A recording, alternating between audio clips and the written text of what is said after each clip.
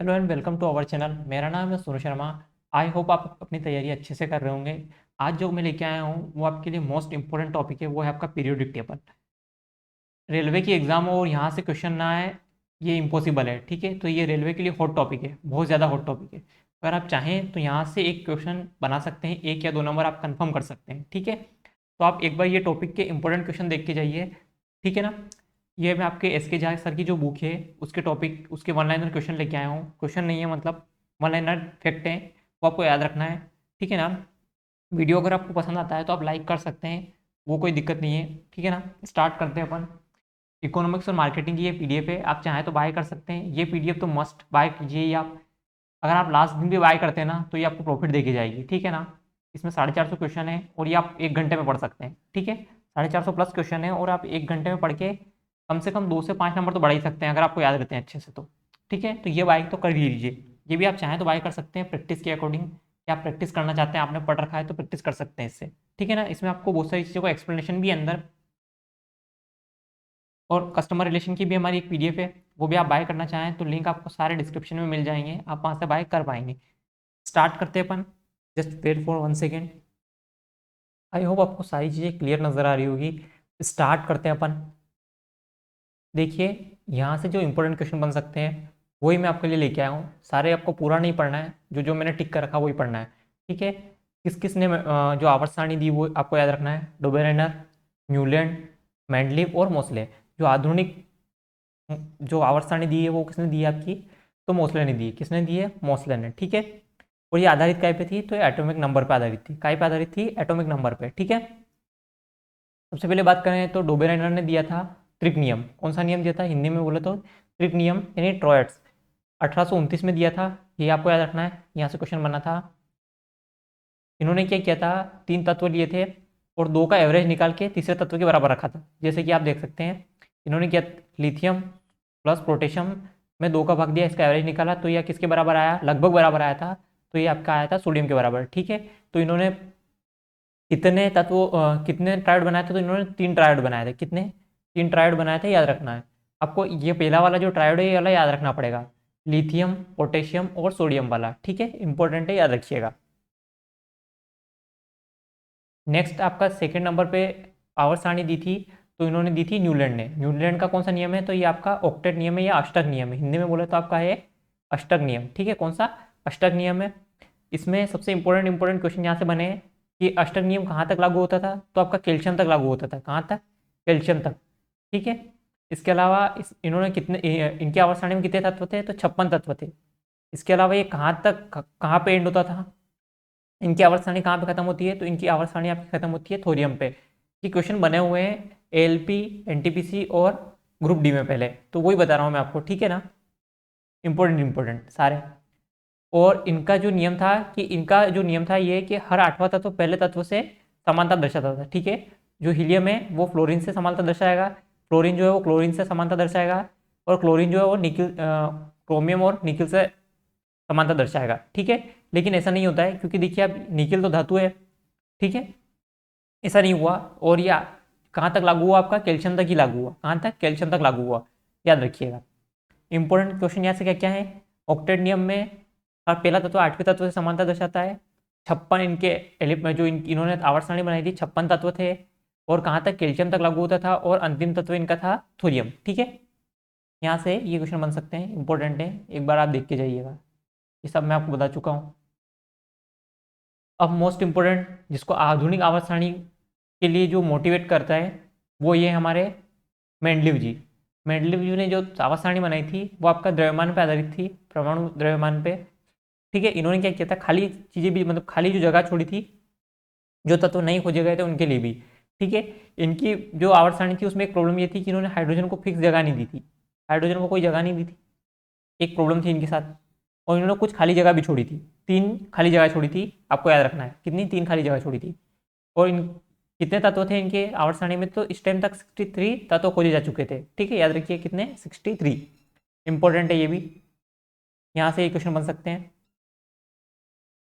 जो जो क्वेश्चन मैं आपको बता रहा हूँ वो आपको पढ़ना है, ज़्यादा नहीं पढ़ना है क्योंकि इतना टाइम नहीं है। अब अपन आते हैं आधुनिक आवर्त सारणी पे। ठीक है, आधुनिक आवर्त सारणी से क्या क्या क्वेश्चन बन सकते हैं। आधुनिक आवर्त सारणी आपका काय पे आधारित है, तो ये आपका परमाणु क्रमांक पे आधारित है। काय पे?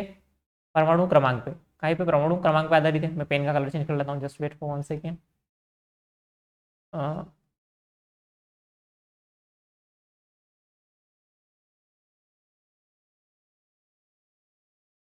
ठीक है, काय के ये काय पे आधारित थी? परमाणु क्रमांक पे आधारित थी, याद रखना है आपको। इसके अलावा इसमें 7 तो आवर्त थे और 18 वर्ग थे। ठीक है, 7 आवर्त और 18 वर्ग थे, ये आपको याद रखना है, इंपॉर्टेंट है। यहाँ से क्वेश्चन बन सकता है। ठीक है, आपको एक इंपॉर्टेंट क्वेश्चन याद से रखना है कि देखिए, एक तो आपको याद रखना है जो लास्ट वाला वर्ग है वो कौन सा है? नोबेल गैसेस है। कौन से? Noble gases. ठीक है, जिसमें क्या है? हेनी आगरकर 0 रन पर, हेनी आगरकर 0 रन पर। तरीका है आपको याद रखने का। देखिए, इसमें आपको कुछ चीज़ें याद रखना पड़ेगी। जो पहला वर्ग है आपका, इसको क्या बोलते हैं? क्षारीय मृदा धातु है। इसको क्या बोलते हैं आपका? क्षारीय मृदा धातु है, सॉरी क्षारीय धातु है। और सेकंड को बोलते हैं क्षारीय मृदा धातु है। सेकंड को आपको बोलना है क्षारीय मृदा धातु है। और जैसे कि मैंने आपको बताया है, एक और कौन सा है? अक्रिय गैसेस या नोबेल गैसेस वाला।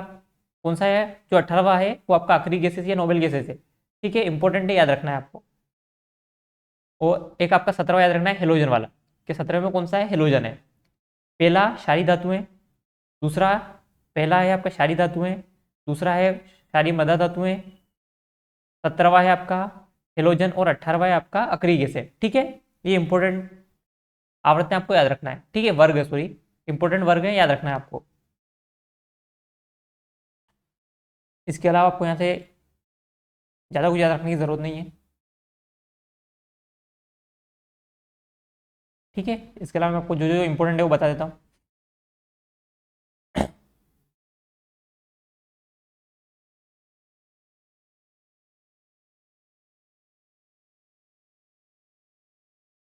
यहाँ पे कुछ काम का है। देखिए, एक तो सोडियम, सोडियम के बारे में ये काम का है कि ये चाकू से काटी जा सकती है और इसको काय में रखते हैं अपन?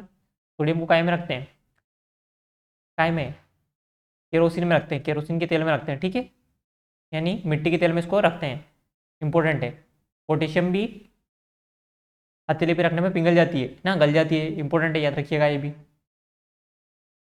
जो जो इंपॉर्टेंट फैक्ट है वो बता रहा हूँ मैं आपको सिर्फ।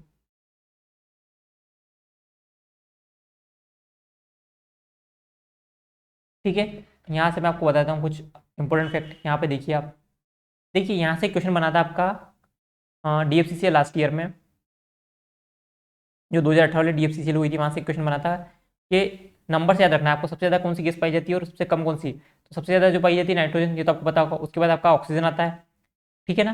और उसने पूछा था आर्गन के बारे में। ठीक है, तो आपको याद रखना है आर्गन कितनी पाई जाती है? 0.93%। ठीक है, कितना? 93%। इंपॉर्टेंट है, क्वेश्चन बन सकता है। ठीक है, देखिए वायुमंडल में 1% जो है वो अक्रिय गैसें पाई जाती है ना, याद रखना है।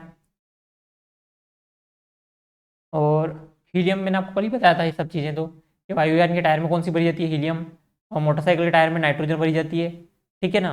अस्पतालों में कृत्रिम रूप से जो सांस देने के लिए हीलियम का प्रयोग किया जाता है।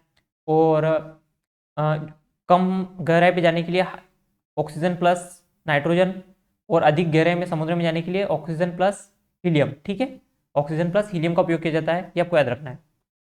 ठीक है ना, इंपॉर्टेंट क्वेश्चन बन सकते हैं यहाँ पे।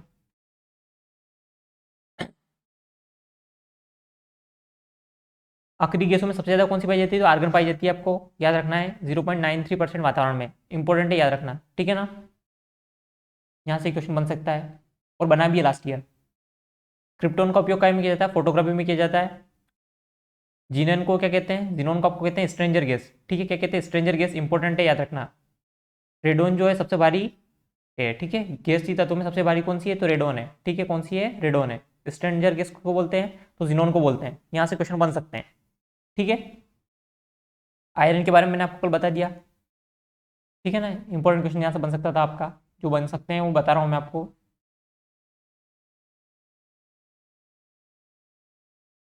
नेक्स्ट अपन चलते हैं आगे। मैं आपको कल ही बता चुका हूँ कि भूप्रपट्टी पे अगर तत्वों का क्रम पूछा जाए, सबसे ज़्यादा क्या पाई जाती है? ऑक्सीजन, फिर आपका सिलिकॉन, फिर एल्यूमिनियम, फिर आयरन। ठीक है, अगर धातु पूछे सबसे ज़्यादा तो आपको सबसे ज़्यादा धातु पाई जाती है पृथ्वी की भूप्रपट्टी पे, तो वो आपका एल्यूमिनियम पाई जाती है। ठीक है, और उपधातु की बात करें तो सिलिकॉन पाई जाती है। शरीर में तत्वों का क्रमबद्ध करें तो अपन सबसे ज़्यादा जो तत्व पाया जाता है वो आपका ऑक्सीजन, फिर आपका कार्बन, फिर हाइड्रोजन, फिर नाइट्रोजन, और सबसे ज़्यादा अगर धातु की बात करें तो सबसे ज़्यादा धातु कौन सी पाई जाती है? आपका कैल्शियम। ठीक है ना। मानव शरीर में सबसे कम पाया जाने वाला तत्व है आपका मैग्नीज। क्या है? मैग्नीज। ठीक है, याद रखिएगा। हाइड्रोजन को आवर्त तत्व कहते हैं। इसके 3 समस्थानिक है। कौन कौन से वो आप कमेंट करके बताएंगे। ठीक है। टाइटेनियम को क्या बोलते हैं? वंडर धातु, है ना, वंडर धातु बोलते हैं टाइटेनियम को। पोलेनियम के सबसे अधिक समस्थानिक है कितने? 27। कितने समस्थानिक हैं? 27। याद रखिएगा कितने समस्थानिक है पोलेनियम के? 27। यहाँ पे भी याद रखना है गैलियम, सीजियम, पोटेशियम को हथेली पे रखने पे क्या करते हैं? पिघल जाते हैं। क्या हो जाते हैं? पिघल जाते हैं, यानी मेल्ट हो जाते हैं। मरकरी धातु का सबसे अधिक गलनांक होता है। ठीक है, ये भी आपको याद रखना है, इंपॉर्टेंट फैक्ट है, यहाँ से क्वेश्चन बन सकता है। याद ना याद करके जाए तो ज़्यादा अच्छा है, क्योंकि कंफ्यूज करेंगे ये कि दाएं से बाएं जाने पे क्या होता है आवर्त सारणी में, ऊपर से नीचे जाने पे क्या होता है। ये सारी चीज़ें आप एक बार अगर आपको याद है तो आप रिवीजन कर सकते हैं, अदरवाइज अगर आपने एक भी बार नहीं पढ़ा है तो आप ये छोड़ सकते हैं यहाँ पर। ठीक है, ये सारी चीज़ें मैं आपके लिए छोड़ रहा हूँ क्योंकि ये चीज़ें कन्फ्यूज़न पैदा करेगी और कुछ भी नहीं। यहाँ से क्वेश्चन बन सकता है धातु के बाह्यतम कक्षा में कितने इलेक्ट्रॉन होते हैं? तो 1 2 3। यहाँ से ये क्वेश्चन बना हुआ है इसलिए बोल रहा हूँ। एनटीपीसी में क्वेश्चन पूछा गया था कि धातु के बाह्यतम कक्षा में कितने इलेक्ट्रॉन होते हैं? तो 1 2 या 3। ठीक है ना, याद रखिएगा। ये मैं आपको बता चुका हूँ। मनुष्य ने सबसे पहले कौन सी धातु का प्रयोग किया था? तो आपका तांबा का उपयोग किया था। मनुष्य ने सर्वाधिक उपयोग की जाने वाली धातु तो आपका लोहा है। सर्वाधिक जो शरीर में पाई जाती है वो आपका कैल्शियम पाई जाती है। ठीक है, सबसे कम मैग्नीज, ये मैं आपको बता चुका हूँ। यहाँ से एक क्वेश्चन ये भी इंपॉर्टेंट है। सबसे हल्की धातु कौन सी है आपकी? तो लिथियम। ठीक है, सबसे भारी धातु ऑस्मियम। सबसे कठोर धातु जो है वो आपको प्लेटिनम है। द्रवावस्था में पाई जाने वाली धातु Hg, पारा, जिसको बोलते हैं क्विक सिल्वर बोलते हैं अपन। ठीक है, इससे कौन सा रोग होता है? तो आपका मिनीमा का रोग होता है इससे। ठीक है ना। मिट्टी के तेल में रखी जाने वाली धातु आपका लिथियम, सोडियम और पोटेशियम। ठीक है ना, याद रखिएगा। इसके अलावा मैं आपको ये बता चुका हूँ सोडियम इतनी मुलायम होती है इसको चाकू से काट सकते हैं। ठीक है ना, इंपॉर्टेंट क्वेश्चन है ये भी। जेडेनो को क्या बोलते हैं? जेडेनो को आपको बोलते हैं यशत पुष्प। इंपॉर्टेंट है ये क्वेश्चन भी। ठीक है ना। यहाँ से और कोई क्वेश्चन बन सकता है क्या? देखिए, तो निशान तो मैंने बहुत सारा पुराना लगा रखे हैं तो आप अभी देख लीजिएगा। यहाँ से क्वेश्चन बन सकता है आपका अधातु के बारे में। क्या बन सकता है? अधातु में जो इलेक्ट्रॉन होते हैं वो कितने होते हैं? 5 6 और 7। अंतिम जो कक्षा में इलेक्ट्रॉन कितने होते हैं आपके? 5 6 7। और धातु में, धातु की बात करेंगे तो अपन क्या होंगे? 1 2 या फिर 3। ठीक है, 1 2 3 इलेक्ट्रॉन होंगे धातु में। इंपॉर्टेंट क्वेश्चन बन सकते हैं ये भी। देखिए, धातु वैसे विद्युत की कुछ अलग होती है, लेकिन एक अपवाद है आपका ग्रेफाइट। ठीक है, ग्रेफाइट का है कार्बन का अपर रूप है। काय का? कार्बन का अपर रूप है। ठीक है ना, इंपॉर्टेंट क्वेश्चन है। अधातु जो क्या है द्रव है वो है आपका ब्रोमीन। याद रखिएगा, एक अधातु है जो द्रव अवस्था में पाई जाती है वो आपकी ब्रोमीन है। ठीक है, नेक्स्ट अपन यहाँ चलते हैं। इंपॉर्टेंट क्या बन सकता है यहाँ से? प्राकृतिक रबड़ में मजबूती देने के लिए क्या मिलाते हैं आप? सल्फर मिलाते हैं। ठीक है, गंधक जिसको बोलते हैं। ठीक है ना। इसके अलावा यहाँ से और कुछ नहीं बन सकता। ठीक है, पढ़ने के लिए बहुत कुछ है, लेकिन एंड टाइम पे आपको जो रिवीजन करने लायक चीज़ें वही बता रहा हूँ मैं। यहाँ से आपको कुछ धातुओं के बारे में याद होना चाहिए। मिश्र धातु के बारे में पिताजी आप इस तरीके से याद रखते हैं। ये आपका तांबा है और ये आपका कॉपर है। ठीक है, सॉरी जिंक है। तो आप याद रख सकते हैं पिताजी। पीतल कैसे बना है? तांबा और जिंक से। ठीक है, पिताजी आप इस तरीके से याद रख सकते हैं। ठीक है, कापर आप सॉरी कांसा बना है आपका कॉपर और टीन से। ठीक है, याद रखिए कॉपर कैसे बना है, कांसा कैसे बना है? कॉपर और टीन से। ठीक है, याद रखिएगा। कृत्रिम सोना याद रखना है कॉपर एल्यूमिनियम। कॉपर और एल्यूमिनियम से क्या बना है? कृत्रिम सोना। ठीक है, कृत्रिम सोना इंपॉर्टेंट है, याद रखना है। और आपका याद रखना है एक और सोल्डर Pb+Sn, ये आपको याद रखना है Pb+Sn।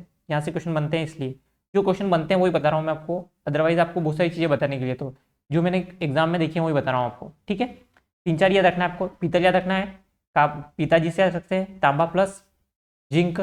कांसा आपको याद रखना है, कांसा आपको बनता है कॉपर प्लस टीन से। कृत्रिम सोना बनता है कॉपर प्लस एल्यूमिनियम से। ठीक है, जो आपको इंपॉर्टेंट है वो याद रखिए। बाकी तो पढ़ने के लिए बहुत कुछ है। ठीक है, यहाँ से आप बहुत सारे क्वेश्चन बन सकते हैं, बाकी आप देख लीजिएगा, एक बार चेक कर लीजिएगा सारी चीज़ें। ये सब मैं आपको बता चुका हूँ। आघात वर्तनी धातु, सबसे ज़्यादा आघात वर्तनी धातु कौन सी है? तो सबसे ज़्यादा आगतवर्ती धातु आपका प्लेटिनम, कौन सी है? प्लेटिनम, याद रखिएगा। ठीक है, उसके बाद है सोना, उसके बाद है आपका चांदी। ठीक है, ये सारी चीज़ें आप एक बार पढ़ लीजिएगा, देख लीजिएगा। यहाँ से क्वेश्चन स्टार्ट हो जाते हैं। ठीक है, इसी के साथ इस वीडियो को एंड करते हैं। आई होप आपको ये सारी चीज़ें समझ में आ गई होगी। ये रिवीजन के अकॉर्डिंग वीडियो था, ठीक है ना।